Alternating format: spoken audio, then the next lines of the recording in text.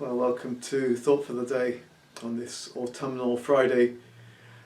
Leaves are starting to turn, and yet it's still gorgeous weather. We're very blessed, aren't we? I think we're blessed too by Terry's ministry on Thought for the Day. I was struck by Tuesday's talk on the strength of vulnerability. If you haven't listened to it, I'd encourage you to. It's addressed to men, I think rightly, because it is especially a male problem that we don't want to show our vulnerability. But actually it's an issue for all of us. It's a massive theme throughout the Bible, isn't it? Time and again God chooses the weaker, the more vulnerable person, the second child, the barren wife, the outsider, to shame those who think they can do things in their own strength, and to show that He's a God who cares for the weak, that His power, as Paul said, is made perfect in weakness. And of course Jesus Himself is the ultimate example, isn't He? Giving up all the power and glory of heaven to come to earth, being born in an obscure village. And then, although He became a popular teacher, He could have developed, couldn't He, a popular power base. You can imagine people make Israel great again, baseball caps. Instead He laid all that down. He willingly let Himself be arrested, given a false trial, condemned to death. And yet in that moment of utter weakness, He achieved the impossible, the inconceivable. He opened the way back to God for sinners like you and me. His power was certainly made perfect in weakness.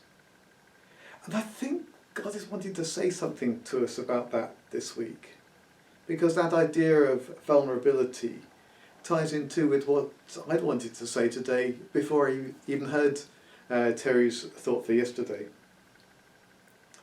As some of you will have seen, I talked in Tuesday's thought for the day about a medical scare I had last week.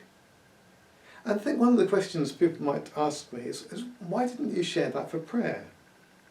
Well, Tom, you encourage us to pour out our hearts to the Lord. You encourage us to be open and intimate with each other.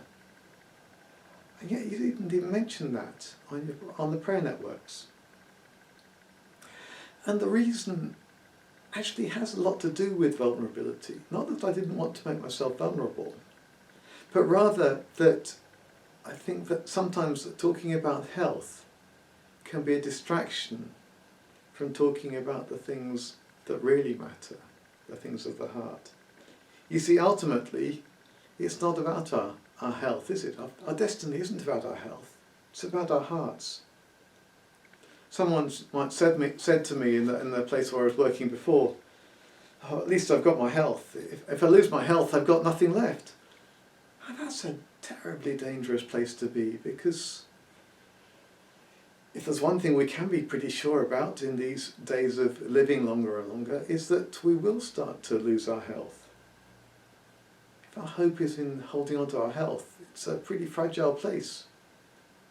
Our hope needs to be in something much stronger than that. It needs to be in what Jesus has done in our hearts.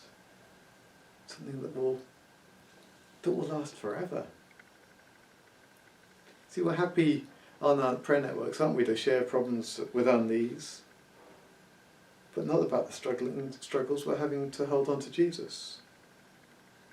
Or how we keep losing our temper with someone in the family, or just how we just lose our temper with people the poor people working in customer service that we have to deal with after we've waited on the phone for 10 minutes on a call stacking system.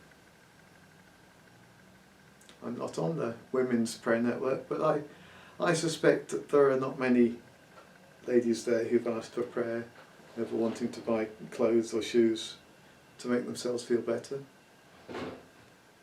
I certainly know that none of the men have asked for prayer for wandering, lustful eyes. And maybe some of those things are a bit too close to home to share with a larger group. But could we find at least one or two others who we could really trust, who we could be vulnerable with, who we could ask for prayer about those things that really matter? Because as Terry said, and Jesus modeled, there is real strength in vulnerability. So I didn't share the health issues because I wanted to talk about my heart. And it's easier to do that once I had a diagnosis.